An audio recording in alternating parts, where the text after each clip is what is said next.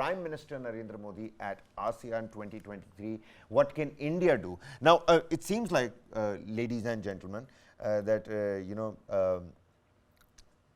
Prime Minister is going to focus on China a lot, because China is something that all of the other member nations are focusing on. It's growing dominance in the South China Sea, it's growing dominance in the entire South Pacific region.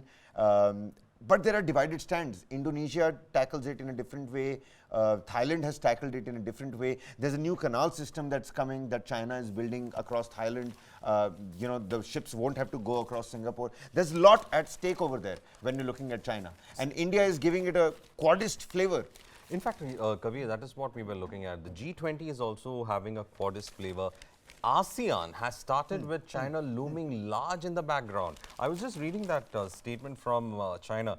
Avoid a new Cold War. Let me just hold you over there, Varghese. Just take a look at that. The Prime Minister's grand entry in Indonesia. One has to take a look at that as well. थोड़ा सा तसव्वुर भी करना ज़रूरी है. Last time around, when the Prime Minister was in Indonesia for the G20 summit, a lot of cultural performances. This time around, again, lo and behold, cultural performances this time around as well.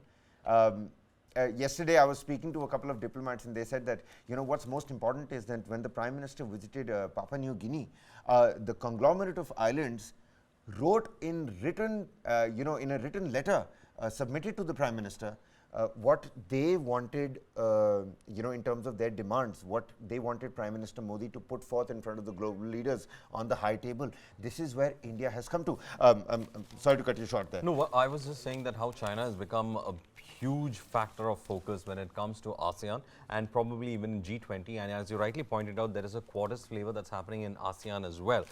Reason is very simple. China has again shot out a warning. What the Chinese are saying is that avoid a new Cold War is what China tells nations at ASEAN meet. To keep differences under control, what is essential now is to oppose picking sides, to oppose bloc confrontation and oppose a new Cold War, says Chinese Premier Li Qiang at the summit. Now, interestingly enough, most of these countries who are part of ASEAN does face Chinese ire.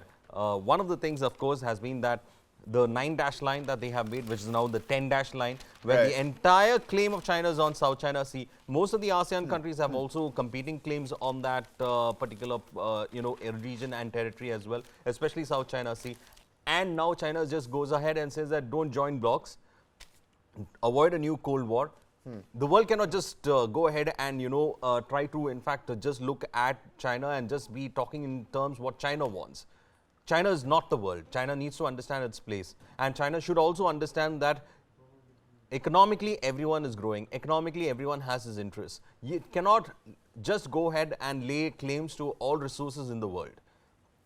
You cannot just go ahead and build military facilities and claim everything that is there in a particular part of the territory. That's exactly why the Prime Minister is out there, because it's not all military prowess. Lots of smiles over there as well, Nancy. Take a look at the colors. Yes. And there's always some sort of Rajasthani element involved. Whether you go to New York, whether you go to France, or you go to Indonesia.